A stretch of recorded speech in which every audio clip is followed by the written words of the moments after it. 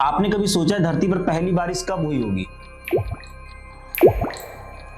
और आज ये जितनी खूबसूरत और प्यारी लगती है, क्या वाकई में पहले भी इतनी खूबसूरत और प्यारी लगती रही हो, या इसका कोई भयानक रूप था? आइए जानते हैं धरती पर गिरी पहली बारिश की बूंद के बारे में। इससे पहले अगर आप हमारे चैनल पर नए हैं तो चैनल को सब्सक्राइब जरूर कर ले ताकि नेक्स्ट वीडियो का अपडेट आपको समय से मिल सके। लगभग 4.6 अरब साल पहले ब्रह्मांड में एक विशाल गैस और धूल के बादलों के बीच विस्फोट हुआ। साइंस की भाषा में धूल के बादलों को नेबुला कहा गया और जो विशाल विस्फोट हुआ उसे सुपरनोवा कहा गया। ब्रह्मांड में इस विस्फोट के बाद बादल सिकुड़ने लगा और सौर नेबुला के आपस में चक्कर लगाने से सूरज बना। बची हुई गैस और धूल के छोटे छोटे कण आपस में टकराकर जुड़ने लगे और ग्रहों के बीज बने। इन्हीं एक बीजों में से थी हमारी पृथ्वी, जो धीरे धीरे बड़े पिंड से टकराकर गर्म और पिघली हुई चट्टानों का गोला बन जाती है। जैसे जैसे समय बीतने लगता है यह ठंडी होने लगती है और धरती पर सतह बनने लगती है और बाद में वायुमंडल और पानी भी बनने लगता है। लाखों करोड़ों साल बाद पृथ्वी पर जीवन विकसित होने लगता है। इस वीडियो में हमारा मोटिव पृथ्वी पर पानी की पहली बूंद कब आई और कैसे बनी बताने से है, इसलिए अर्थ ओरिजिन की स्टोरी को संक्षिप्त में बताने का ट्राई किया गया है। देश के लगभग सभी हिस्सों में मानसून पहुंच चुका है और इस सीजन बारिश अच्छे अंतरालों के साथ बरस रही है। 420 करोड़ साल पहले पृथ्वी ऐसी नहीं थी जैसी आज है।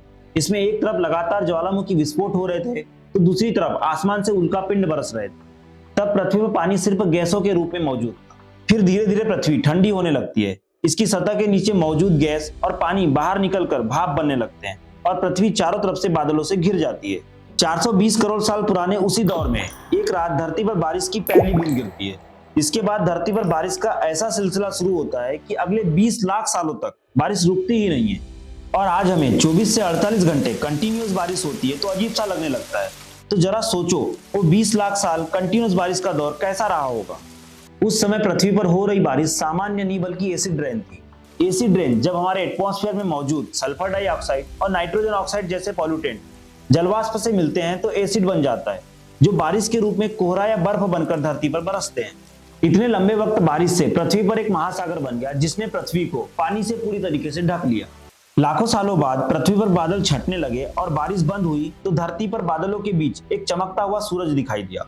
इसी सूरज की अल्ट्रावायलेट किरणों से पानी में डूबी धरती में सूक्ष्म जीव पनपने लगे और तैरने लगे। यानी हमारी पृथ्वी जो कभी धूल के कण, पत्थर और गैस से बनी थी, अब जीवित ग्रह बन चुकी थी। सबसे बड़ा सवाल यह था कि हमें इस पहली बारिश के बारे में कैसे पता चला। दुनिया भर के तमाम जियोलॉजिस्ट और वैज्ञानिक धरती पर पहली बारिश के बारे में आज तक रिसर्च कर रहे हैं। 1970 से 80 के दशक में पहली बार सामने आया था कि 20 लाख साल पहले कंटिन्यूअस बारिश हुई थी, जिसके लिए साइंटिस्टों ने 23 करोड़ साल से अधिक पुरानी कुछ चट्टानों की परतों पर रिसर्च किया था और बताया कि यह धरती के पहले महाद्वीप पेंजिया के गर्म और शुष्क क्लाइमेट के अकॉर्डिंग नहीं थी।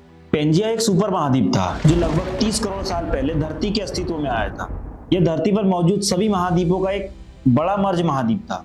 वैसे ही पृथ्वी पर लगातार 20 सालों की बारिश से बना विशाल ओशियन, जिसे पैंथलासा कहा गया था, जो आज के पैसिफिक, हिंद और अदर महासागर के रूप में देखा जाता है। इतनी स्टोरी के बाद आपको ये तो पता चल गया होगा कि धरती पर पहली बारिश कब हुई, पर यह सोचा आपने कि हमारी पृथ्वी पर 20 लाख सालों तक लगातार बारिश क्यों हुई? पर हमारे वैज्ञानिकों ने इसका पता लगा ही लिया है।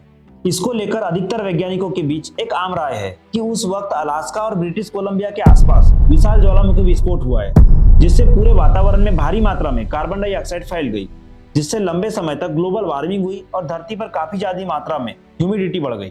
यही वजह है कि वातावरण में ज्यादा नमी की वजह से बारिश लंबे वक्त तक होती रही। धरती के इवोल्यूशन के समय लाखों सालों तक ज्वालामुखी विस्फोट का दौर जारी रहा, जो क्लाइमेट चेंज की सबसे बड़ी वजह में से एक था। दरअसल नमी ही बारिश की मुख्य वजह होती है। बारिश तब होती है जब नम हवा आसमान में उठती है और ठंडी होने लगती है। जैसे जैसे नम हवा ठंडी होने लगती है तो वह पानी की बूंद में बदल जाती है और बादलों के रूप में दिखाई देती है। बाद में छोटी बूंदें इतनी बड़ी और भारी हो जाती है कि धरती पर बारिश के रूप में गिरने लगती है। बहुत से एक्सपर्ट का कहना यह भी है कि नई माउंटेन रेंज की वजह से भूमि और समुद्र के बीच प्रेशर की वजह से परिवर्तन आया, जिसके चलते धरती पर ऐसा हुआ है। पर अधिकतर वैज्ञानिकों ने लंबी बारिश को लेकर ज्वालामुखी थ्योरी पर ही विश्वास किया है। आपको ये जानकारी अच्छी लगी हो तो वीडियो को लाइक, शेयर एंड चैनल को सब्सक्राइब जरूर कीजिएगा ताकि नेक्स्ट वीडियो की अपडेट आपको जरूर मिल सके। जय हिंद।